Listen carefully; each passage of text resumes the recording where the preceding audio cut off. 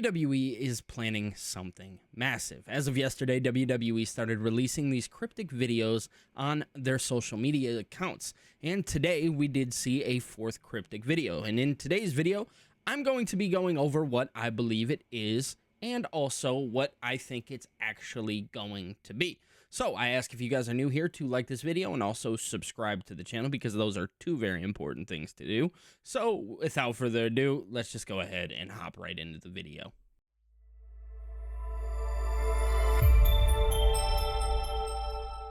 So WWE, as of now, my timing recording this, it is 3:01 p.m. WWE has now released 5 cryptic videos. And all of these videos have one thing in common. They're all footsteps. Now, in each video, each and every footstep is a different foot. Now, a lot of people have speculated, like, oh, it could be Gunther, it could be Santos Escobar, it could be a new faction. While I do believe that it is a new faction, I actually believe it is a play on an old faction. See, what we are seeing here is a bunch of different suits. We've seen some combat boots. We've seen some cowboy boots. There was a lot inside of this. And truth be told, I do believe one of them truly gave it away who it actually was. But we are seeing now that it is 5 total people. Now, one thing that WWE currently has coming up is War Games, and we still have no indication of what the War Games match is actually going to be. We do know that the Vision is going to be involved in War Games some way, shape, or form, because WWE needs the Vision inside of War Games because of everything that they have done with the Vision leading to this point. Now, you can make the argument, well, Seth Rollins got hurt. I understand, and I hear you. Seth Rollins did get injured, but the way that WWE decided to write Seth Rollins off of TV made it seem like they had something bigger in the plans for the Vision. And I think what that actually is leads us to where we are right now with these cryptic teasers. See, these cryptic teasers are no indications of a new faction. It's a play on an old faction. The old faction is the Vision. See, WWE has to have Bronson Reed and Braun Breaker inside of the War Games match. It has to happen, because if they don't, then you're completely missing the opportunity that you had on Braun Breaker. And WWE knows that they can't do that. So they had to come up with some plans. First, Seth Rollins had to be out of the group. In the long run, it really does make sense that Seth Rollins is out of the group now that we see this. So number 1 was Seth Rollins had to be out of the group. And number 2 is we needed to get some new people involved. We needed some new fresh faces. And who are these fresh faces that you are talking about, Billy? Okay, so we see 1 and 2. I think 1 and 2 are easy. Braun Breaker, Bronson Reed. Very simple. I think that is the case here. Now there's 3 other people. I do believe that one of them is Paul Heyman.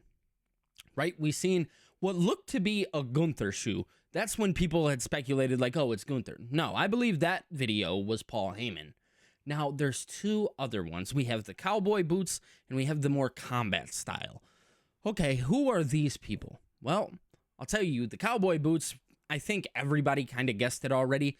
It's easy. It's Brock Lesnar, right? Like, Brock Lesnar was always going to be a part of this group, considering everything that he had done with Paul Heyman leading up to this point. If you guys remember, there was an episode of SmackDown where they seen each other backstage, and he said, I'll be calling you soon. And then at WrestlePalooza, John Cena and Brock Lesnar, they have their match. Paul Heyman, he comes out and he introduces Brock Lesnar. Paul Heyman just doesn't do that for anybody. No, he's doing it for the Beast because, well, it's the Beast. And that's Paul Heyman's real best friend, right? So Brock Lesnar, I do think, is going to be a part of this new Vision, right? Because Brock Lesnar, at the end of the day, he started in 2002, and he was that new up-and-coming guy, but he made impacts like that. And if you guys remember, guess who else is making impacts like that? It's Braun Breaker. So Braun Breaker and Brock Lesnar very much have a lot in common.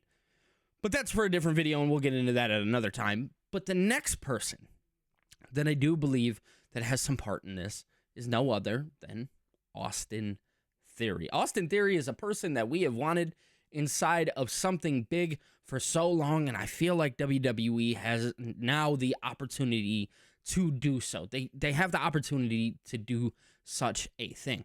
Austin Theory, as you guys remember, was a part of a tag team, A-Town Down, alongside Grayson Waller. And the one thing that all of us kept screaming and kept screaming and kept screaming was Austin Theory deserves more. They're not utilizing Austin Theory to the potential that he actually is. You guys remember he had the United States Championship run, and he faced John Cena, and you could tell that WWE, they seen it, they had it in the palm of their hands. They were like, we have this guy, we know he could be the face of the company, but what do we really do with him? How do we actually utilize him to his fullest potential? And I think the truth is, you don't put him in a tag team with Grayson Waller. We'll start there. I don't think that that is actually the best way to go about utilizing Austin Theory to his full potential.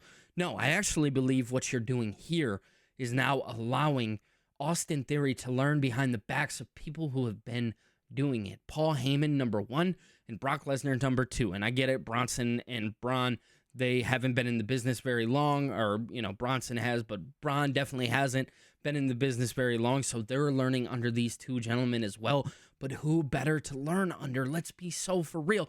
Who is there better actually to learn under? I understand people have their feelings about Brock Lesnar, and truth be told, so do I.